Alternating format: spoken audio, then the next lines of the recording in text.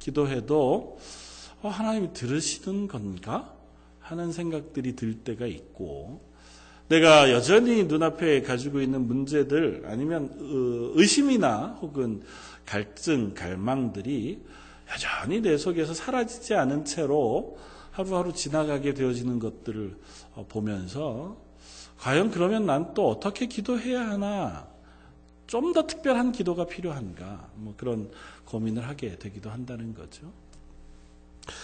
제가 가끔 나누었던 한국의 그 오랜 아내를 병간호하면서 아내의 침상 옆에서 생활을 하면서 묵상의 글들을 올려주고 있는 김재식 집사님이라고 하는 분, 여전히 매일마다 가끔 이제 일주일에 몇 편의 그 묵상의 글들을 이렇게 올리는 것을 제가 읽는데 그런 글을 올리셨더라고요.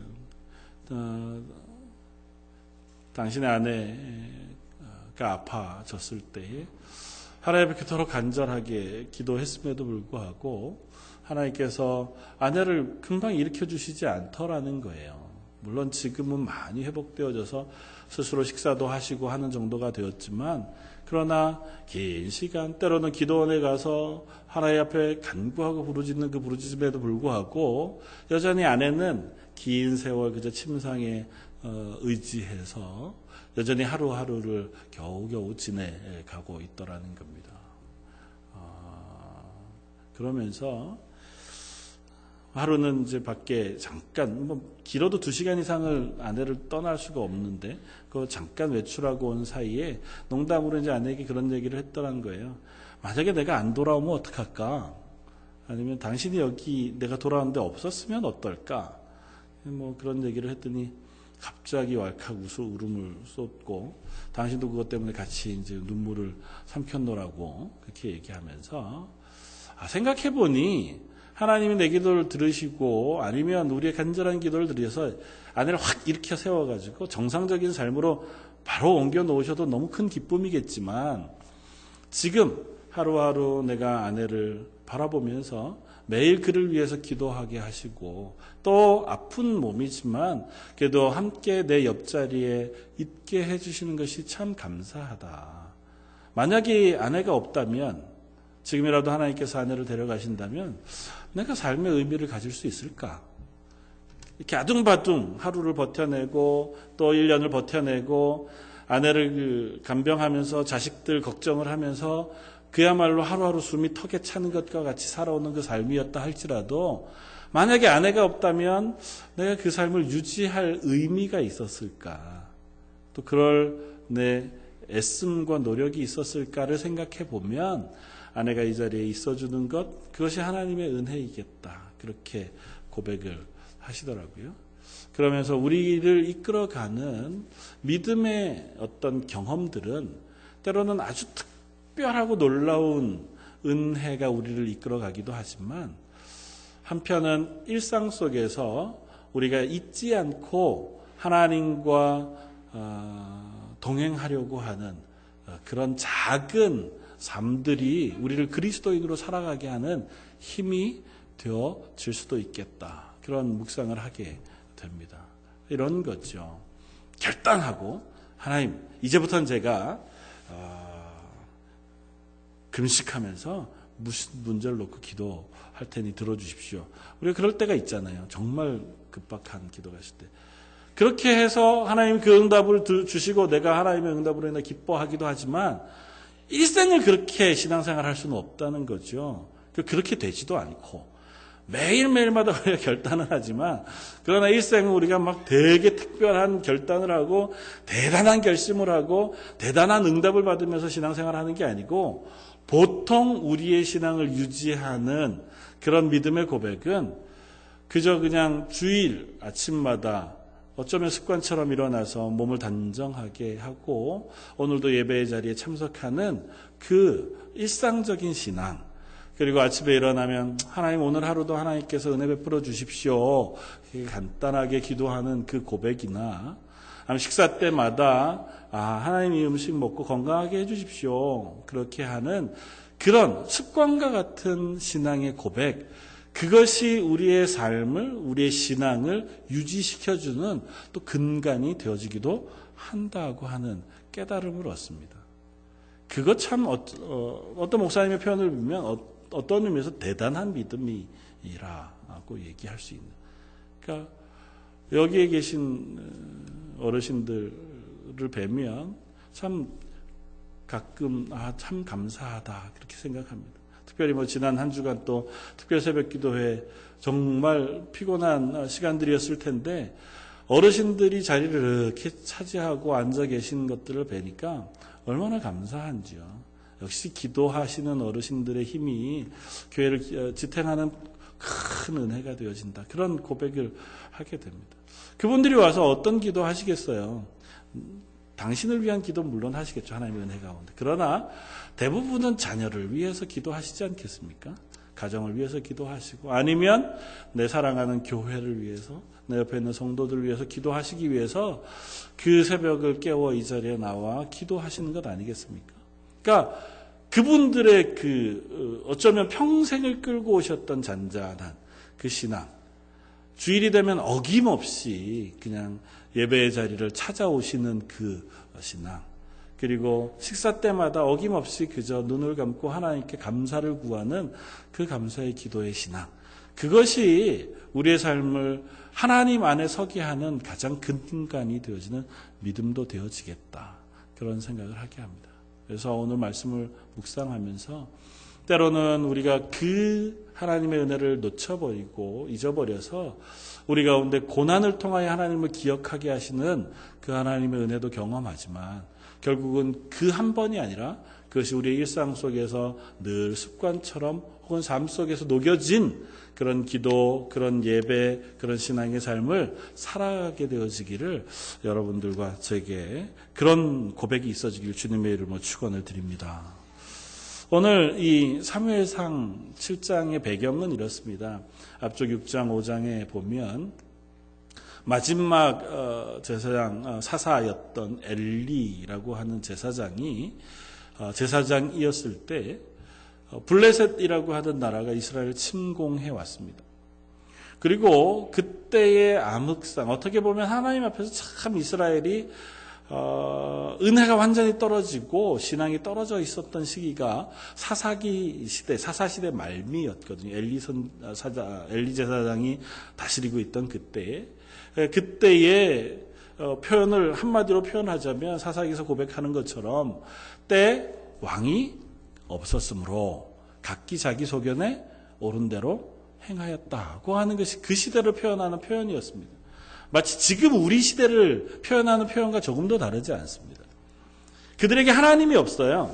그들의 마음속에 왕이 하나님이 그들의 왕으로 계시지 않으니까 자기가 다 자기 인생의 왕이 돼서 내가 결정하고 생각하는 것, 내가 필요한 것이 우선되는 삶을 살았다는 것입니다.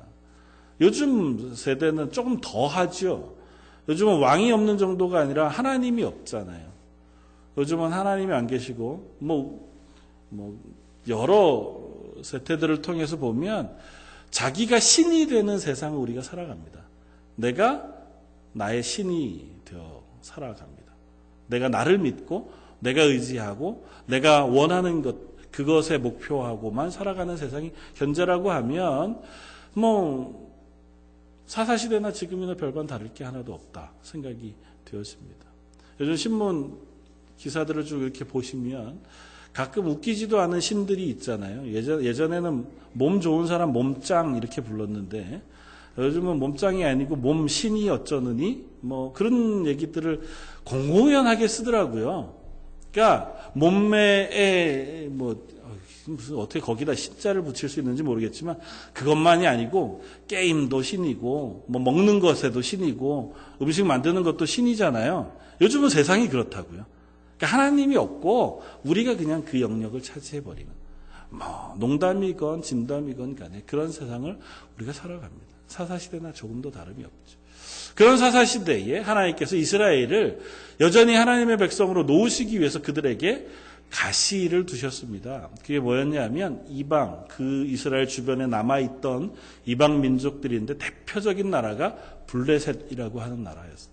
그러니까 그 나라들이 이스라엘을 공격해 와서 이스라엘을 괴롭힙니다. 그러면 괴롭힘 때문에 이스라엘이 잊어먹었던 하나님을 기억하는 거예요.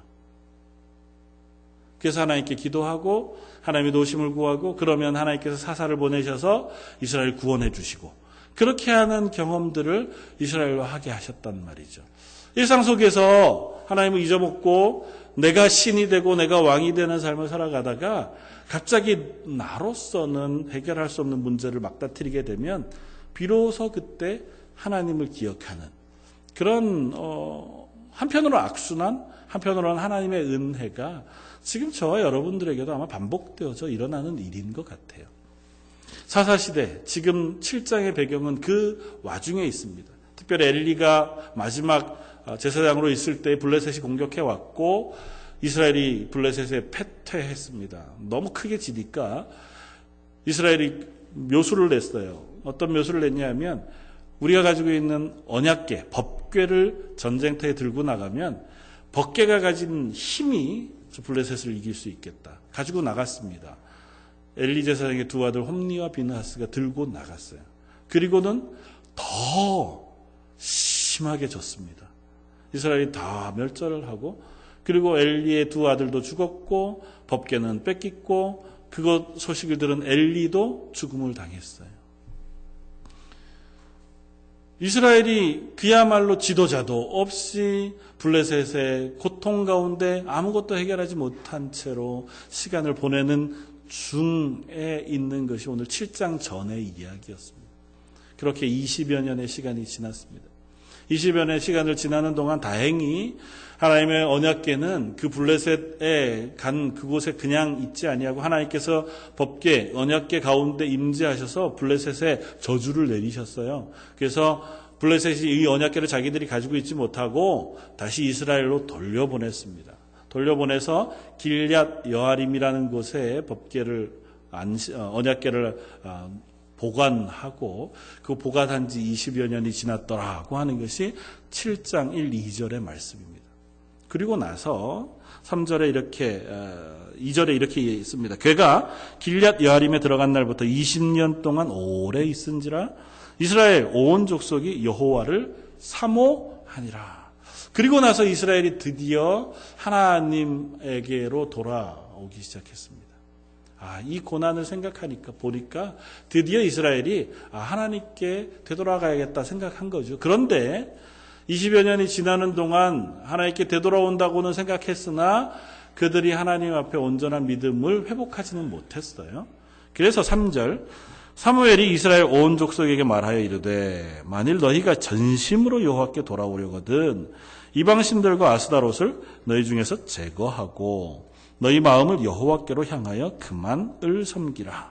그리하면 너희를 블레셋 사람의 손에서 건져 내시리라. 이에 이스라엘 자손이 바알들과 아스타롯을 제거하고 여호와만 섬기니라. 이제 한 20여 년이 지나고 사무엘이 장성해서 이스라엘의 사사로 대제사장으로의 역할을 감당할 시기가 되었습니다. 사무엘이 온 이스라엘을 불러 그들에게 요청합니다. 너희가 하나님 앞에 돌아오려고는 한다만 그것으로 부족하고 전심으로 하나님 앞에 돌아와야 한다. 그러기 위하여 너희 속에 있는 우상과 아스다롯을 제거해버려라. 우상을 제거해버린다는 건 그냥 하나님 대신에 무엇을 섬기는 것, 그것을 제거해버린다는 의미이기 전에 내 마음에 의지하는 것을 제거하고 하나님만 바라본다는 것입니다.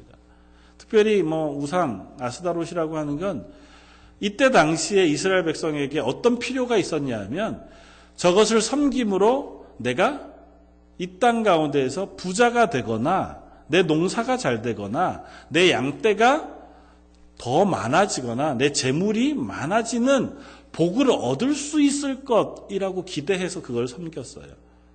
다른 의미가 있었던 게 아닙니다. 그러니까 하나님도 섬기지만 아스다롯을 섬기거나 바알을 섬기면 내가 이 농사 짓는 이 농사가 좀 더 잘 될 가능성이 있지 않을까? 또 양떼들이 더 번창할 수 있지 않을까? 그런 기대들을 품고 그것들도 섬기는 마음을 가진 거죠. 엘리야 선지자의 표현을 빌면 두 마음을 가진 겁니다. 양다리를 걸친 거죠. 하나님도 섬기고 우상도 섬기는, 하나님도 내가 믿고 구원 얻기를 바라지만 세상의 물질, 세상의 방법도 내가 따라서 이 땅 가운데서도 내가 부자로 혹은 편안하게 잘 살기를 바라는 마음이 이스라엘 속에 여전히 있었다고요. 하나님을 사모하기는 시작하였으나 이 두 마음을 놓치지 않았습니다. 엘리야 선지자가 갈멜산에서 얘기한 것처럼 이스라엘을 향하여 선포하잖아요. 너희가 언제까지 머뭇머뭇하려느냐? 여호와가 너희 하나님이면 하나님 편에 서고 바알이 너희 하나님이면 바알 편에 서라고 요청하는 요청과 같습니다. 사무엘이 그 얘기를 하는 겁니다. 너희 속에 우상을 제거해버리고 하나님 앞에 설 것을 요구합니다. 그러니까 하나님을 향하여 내가 믿음의 고백을 온전하게 하기를 요청을 받고 다행히 이스라엘이 그 요청에 응답합니다. 그래서 오늘 우리가 읽었던 것처럼 그들이 바알과 아스타로스를 제거하고 여호와만 섬기기 시작하니까 사무엘이 말합니다. 5절 사무엘이 이르되 이스라엘은 미스바로 모이라. 내가 너희를 위하여 여호와께 기도하리라. 온 이스라엘이 미스바에 모였습니다. 금식을 선포하고 금식하고 그들이 회개하기 시작했습니다. 내가 하나님께 범죄하였습니다. 하나님의 은혜를 저희가 구합니다. 하나님의 도우심을 구합니다.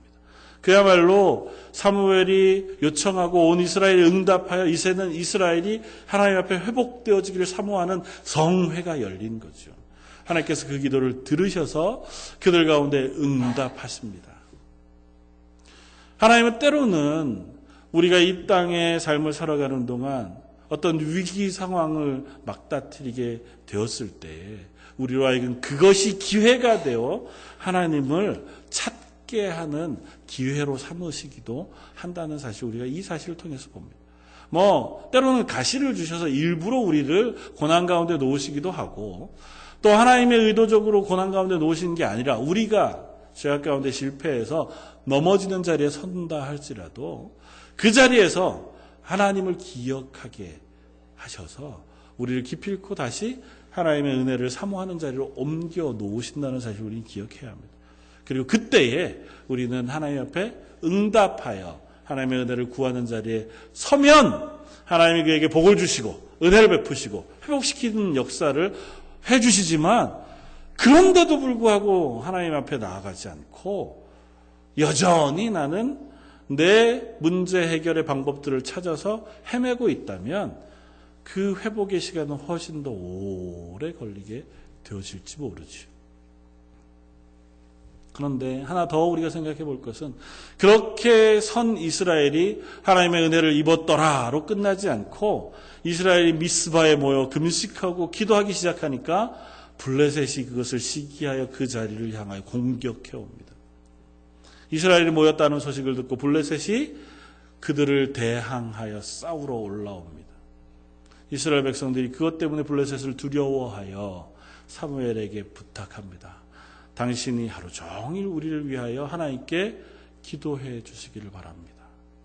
사무엘이 젖되지 않은 어린 양을 잡아 하나님 앞에 온전한 제사를 드리고 하나님 앞에 간구하여 기도하고 하나님께서 그 기도를 들으심으로 블레셋을 그곳에서 물리쳐 주십니다. 그리고 그것을 기념하여 그들이 에벤 에셀이라고 하는 돌을 기념비로 세우고 하나님께 감사하는 예배를 드립니다. 우리들이 하나님 앞에 내 은혜를 회복하기 위하여 결단하고 내 마음을 돌이켜 하나님을 향하여 돌이키려고 하면 사단은 우리를 그만두지 않습니다. 이 세상은 우리를 이제 신앙을 회복하니 축하해 라고 하고 내버려 두지 않는다고. 기도하려고 하면 얼마든지 우리를 방해할 방해의 요소들이 세상은 가지고 있습니다. 사단은 가지고 있고요. 필히 우리를 방해하게 합니다. 우리를 넘어뜨리고 우리 시험 들게 합니다. 마음을 아프게 하든지 상황을 이상하게 만들어 가든지 우리가 연약한 부분들을 자꾸 건드려서 정말 결단하고 기도하려고 했는데 못하게 하는 부분들이 생기게 한다고요. 블레셋이 도전해 옵니다. 멀쩡히 있던 블레셋, 20년 동안 그냥 잘 있던 블레셋이 이스라엘이 하나님 앞에 되돌아오려고 하니까 그들을 공격해 온다고요. 그런데 이스라엘은 지혜로운 길을 택했습니다. 그 가운데 블레셋을 두려워하여 도망가는 길을 택하지 않고 블레셋과 그저 자기의 힘으로 대항하여 싸우는 것을 택하지 않고 사무엘에게 의뢰하여 하나님의 도우심을 구하는 길을 택했습니다. 하나님 그 기도를 들으셨고 그 블레셋을 물리쳐 주십니다. 하나님 블레셋을 물리쳐 주시는데 아주 우습게 물리쳐 주세요. 우레를 바라시니 이 블레셋이 그것으로 인하여 패퇴하여 도망간 것으로 쓰고 있습니다. 오늘 본문 10절에 이렇게 씁니다. 사무엘이 번제를 드릴 때에 블레셋 사람 이스라엘과 싸우려고 가까이 오매 그날에 여호와께서 블레셋 사람에게 큰 우레를 바라여 그들을 어지럽게 하시니 그들이 이스라엘 앞에서 패한지라. 천둥 친 거죠. 천둥 치고 그것 때문에 이스라엘 앞에서 블레셋 사람들이 두려움에 떨다가 스스로 도망쳐 가게 하셨습니다. 하나님께서 아무것도 아닌 방법으로 자연현상 중에 하나 그것으로 이 블레셋을 물리쳐 주셔서 이스라엘을 보호해 주십니다. 우레에 어떻게 보면 언제라도 칠 수 있는 것이고 우레가 그렇다 그래서 블레셋 사람들 하나씩 다 쳐서 그 사람들을 다 죽였다 그런 기록도 아니잖아요. 어떻게 보면 하나님께서 이 블레셋 마음속에 두려운 마음을 심으셨을 거예요. 자연 속에 우레가 치는 그 과정 속에 블레셋 사람들의 심정 속에 하나님의 두려움을 경험케 하셔서 그들로 하여금 도망치도록 은혜를 베푸셨을 거예요.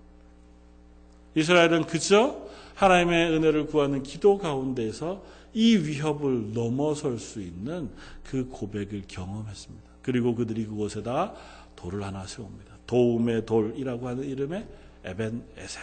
여호와께서 여기까지 우리를 도우셨습니다. 이 돌들을 바라보면서 이스라엘은 무슨 생각을 했을까요? 우리가 어려울 때마다 미스바에 모여서 기도해야겠다. 그럴까요? 아마 저는 다른 생각을 할 거라 생각해요. 지나갈 때마다 미스바에 세워진 그 에벤 에셀이라는 돌을 볼 때마다 우리가 기도하고 하나님의 은혜를 구하면 하나님 우리를 도와주셨었지 라고 하는 생각을 되새기면서 내 삶의 순간순간마다 하나님을 잊지 말아야겠다. 하나님의 도우심을 잊지 말아야겠다. 내가 기도하면 도우시는 하나님을 놓치지 말아야겠다고 하는 다짐을 그들 속에 하지 않았겠습니까? 어떻게 보면 임마누엘 하신 하나님을 그들 속에 기억하기를 원하시는 것인지 모르겠다는 생각을 합니다. 나와 동행하시는 하나님, 내 기도를 들으시는 하나님. 지금 내 눈앞에 보이지 않고 내가 삶을 살아가는데 하나님이 내 기도를 들으시나 싶은 그 와중에도 그 에베네셀의 돌을 보면 임마누엘의 예수 그리스도의 그 말씀의 고백을 보면 하나님이 나의 기도를 들으시는구나. 그리고 나와 함께 하시는구나를 확인함으로 우리가 또 기도의 자리에 서고 하나님의 은혜를 구하는 자리에 설 수 있는 그런 아마 도전이 되었으리라고 믿습니다. 사랑하는 성도 여러분, 저와 여러분들도 그와 같은 은혜 가운데 있기를 원합니다. 되게 큰 도전이 있고 되게 큰 열심이 있어서 어느 날 온 교회가 막 미스바 성회로 모여서 금식하고 기도했더니 하나님이 응답해 주셨다. 그런 은혜도 너무너무 귀하죠. 그것이 우리의 인생의 믿음의 삶을 살아가는데 너무 큰 은혜가 되어줄 줄 믿습니다. 그러나 그것으로 끝나면 그것은 아무것도 아닐지 몰라요. 사사시대 내 그랬거든요. 이스라엘 백성이 사사시대 내도록 자신들에게 어려움이 있을 때마다 하나님을 향해 부르짖고 그 부르짖은 소리를 하나님 들으시고 사사를 보내주셔서 그 어려움을 해결해 주셨습니다. 그리고는 잊었어요. 그리고는 잊어버리고 나니까 또 하나님을 떠나가고 그렇게 이스라엘 하나님을 떠나가자 또 다른 이방 민족이 가시가 되어 이스라엘을 공격해 왔다고요. 그러니까 한 번의 은혜와 한 번의 대단한 경험, 그것이 우리의 신앙을 다 지키지 않습니다. 그 은혜를 경험했다면 그 이후에는 그 은혜를 우리 속에 기억하며 매일매일의 삶을 살아가는 것이 필요하다는 거죠. 저 여러분들도 기도의 자리에서 그와 같게 되기를 원합니다. 그리고 이번 4주간 특별 새벽 기도로 모입니다. 아주 특별한 우리가 결단을 하고 기도하기를 작정하는 거죠. 이 기간에 하나님께서 저도 지난 한 주간 기도하면서 그렇게 고백했지만 특별한 은혜를 베풀어 주시기를 사실은 간구합니다. 하나님께서 이토록 열심히 간절히 나와 기도하는 이들에게 특별한 은혜를 부어주셔야만 하겠습니다. 새벽마다 제가 그렇게 기도하고 또 그 마음들을 제가 함께 나누면서 기도의 자리에 서게 하시는 하나님의 은혜를 경험합니다. 제가 새벽마다 와 기도하시는 분들의 면면들을 보고 함께 기도하는 가운데 그 가정들을 위해서 기도할 때마다 하나님께서 마음속에 그 기도의 제목의 안타까움을 알게 하세요. 대부분 다 그런 것 아니겠습니까? 우리 자녀들을 위해서 안타까워하며 기도하고 우리의 가정 속에 있는 어떤 문제들 때문에 안타까워 기도하고 또 우리 삶 속에 하나님의 은혜를 경험하게 되기를 위하여 소망하며 기도하는 그 마음들을 들을 때마다 혹은 또 함께 기도할 때마다 저도 같이 안타깝고 저도 같이 그 고백 속에 더 깊이 기도의 자리에 서야겠다고 하는 다짐을 하게 됩니다. 저와 여러분들의 기도 제목이 별반 다르지 않을 것 같아요. 그러나 그 기도의 자리에 서서 하나님의 은혜를 구하면 하나님께서 분명히 그 기도를 들어서 우리가 알지 못하는 방법으로라도 우리에게 응답하시는 하나님이실 줄 믿습니다. 그리고 이것이 기회가 되어 앞으로도 계속해서 우리가 일상의 삶 속에서 하나님의 은혜를 구할 수 있는 하나님의 사람들도 되어지기를 바랍니다. 언젠가 그 광고 중에서 공익 광고와 같은 것들을 한번 유튜브를 통해서 본 적이 있었는데요. 다른 게 아니고 외국에 나가서 일하고 있는 자녀들 되게 어렵게 워킹 홀리데이나 혹은 또 다른 여러 일들을 하고 있는 자녀들 몇을 선택을 해서 그들에게 식사를 대접해서 위로하는 어떤 그런 아마 프로그램을 만들었는 모양이에요. 아주 그냥 작은 프로젝트. 그들에게 좋은 음식을 대접할 테니 오늘은 오시오. 그래서 이제 식당에 앉혀놓고 음식을 대접하는데 보니까 자기가 집에서 먹던 그릇, 집에서 먹던 음식들이 나오는 거예요. 알고 보니까 어머니가 이제 그 자녀 있는 곳까지 와서 그 자녀를 위해서 음식을 해서 이 아들, 딸이 먹던 그릇, 그 숟가락을 가지고 아들에게 음식을 해주는. 그러니까 자녀들이 그 음식을 먹고 얼마나 감동하는지요. 그리고 어머니를 만나고 어머니가 해주는 음식을 먹고 얼마나 마음의 위로를 받는지요. 그러면서 그런 얘기를 합니다. 이 세상에 가장 우리를 힘있게 하고 아름답게 하는 사랑의 요리는 어머니가 해주시는 삼시세끼밥이 아니겠느냐. 그러리라고 믿습니다. 되게 맛있는 밥, 되게 잘 대접받은 밥도 우리에게 기억에 남죠. 어마어마한 막 음식들이 나오는 것도 기억에 남지만 결국 우리가 힘들고 지칠 때 아니면 내 마음에 어려운 아픔들이 있을 때 결국은 기억나고 나를 힘있게 하는 것은 어려서부터 10수년, 20여 년 매일 하루에 세 끼 먹어왔던 아무것도 아닌 것 같은 어머니가 해주시던 그 밥들이 결국 우리의 위로가 되고 우리의 힘이 되어지는 것을 고백합니다. 우리의 신앙도 그러리라고 믿습니다. 하나님이 우리의 삶 속에 매일 매순간 늘 함께 계셔서 어떤 때는 그게 되게 특별하게 느껴지지 않아요. 내가 그렇게 기도했는데 왜 이렇게 응답 안 해주시지? 싶은 때도 있습니다. 그러나 그렇다고 해서 하나님이 우리를 떠나시지 않았고 그렇다고 해서 하나님이 우리의 기도를 듣지 않으신 것이 아니라 그 순간에도 우리의 기도를 들으셔서 우리가 여전히 그 자리에 있게 하시고 여전히 표현을 이렇게 해서 죄송하지만 매 주일이 되면 그냥 아침에 일어나서 단정하게 옷을 입고 오늘도 교회 가야지 그냥 그렇게 그 자리에 서게 하는 그 은혜를 베푸시고 또 무슨 일이 있을 때마다 그래도 하나님 앞에 먼저 기도해야겠다고 하는 마음을 주시고 또 그게 내 뜻대로 응답되지 않아서도 돌이켜보면 하나님께서 그 가운데 응답하셔서 나를 지금껏까지 믿음의 자리에 지켜오셨구나 하는 고백을 이끌어내시는 줄 믿습니다. 우리가 10년, 20년, 30년 믿음 가운데 이 교회에 출석하며 예배 자리에 앉아 있는다고 하는 것이 그냥 아무것도 아닌 것 같아 보지 얼마나 큰 믿음의 고백인지 몰라요. 어떻게 하면 우리가 30년을 아니면 어르신들 70년을 믿음을 떠나지 않고 이 자리에서 예배할 수 있는 사람이 되겠습니까?